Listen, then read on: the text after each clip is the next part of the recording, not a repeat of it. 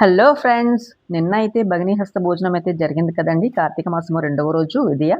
పాడ్యమి మరుసటి రోజు వచ్చే విధి రోజైతే భగిని హస్త భోజనాలు జరుగుతాయండి. మరి అన్నయ్యల్ని, తమ్ముల్ని చక్కగా ఇంటికి పిలుచుకొని వారికి కడుపు నిండా భోజనం పెట్టి, వారి ఆశీర్వాదం అయితే తీసుకుంటారు కదండీ! ఇంకా మా ఫ్రెండ్ అయితే వాళ్ళ అన్నయ్య కోసమని పొద్దున్నే లెగిచి ఇలా వంటలు ప్రిపేర్ చేసిందండి. చక్కగా చాలా ఐటెమ్స్ అయితే ప్రిపేర్ చేసింది. గారెలు, అప్పడాలు, సేమియా, పప్పుచారు చాలా చేసిందండి. నేను ఆల్రెడీ వీడియో చూయించాను కదా!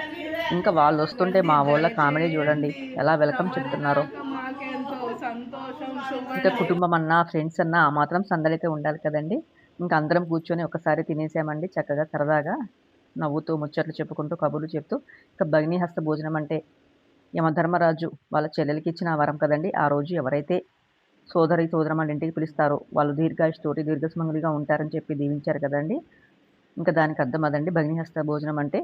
ఇంకా భోజనం అయిన తర్వాత వాళ్ళ అన్నయ్యకి, వదినకి అయితే బట్టలు పెట్టారండి. తాంబూలం ఇచ్చి బట్టలు పెట్టారు. ఇంకా నేనైతే మా తమ్ముడు వాళ్ళని పిలుద్దాం అనుకుంటే వాళ్ళైతే హైదరాబాద్‌లో ఉన్నారండి. అందుబాటులో లేరు. ఇంకా ఎవరైతే ఏంటి మా ఇంటికి రానైతే పిలిచిందండి మా ఫ్రెండ్ వెళ్ళాము. ఇంకా తర్వాత వాళ్ళు కూడా వాళ్ళ చెల్లికి తిరిగి మళ్ళీ బట్టలు పెట్టారండి. అన్నయ్యకి చెల్లెలు బట్టలు పెట్టింది. చెల్లెకి అన్నయ్య ఇలా తాంబూలం అయితే ఇచ్చారండి. బట్టలు కొనుక్కోమనైతే డబ్బులిచ్చారు. తర్వాత మాకు కూడా తాంబూలం అయితే ఇచ్చిందండి ఇలాగా. నిజంగా అండి అన్నా చెల్లెల అనుబంధం కానీ, అక్కా చెల్లెల అనుబంధం కానీ ఎంత గొప్పదో కదండీ! దేవుడు ఇచ్చిన బంధాలని ఎప్పుడూ దూరం చేసుకోకూడదు.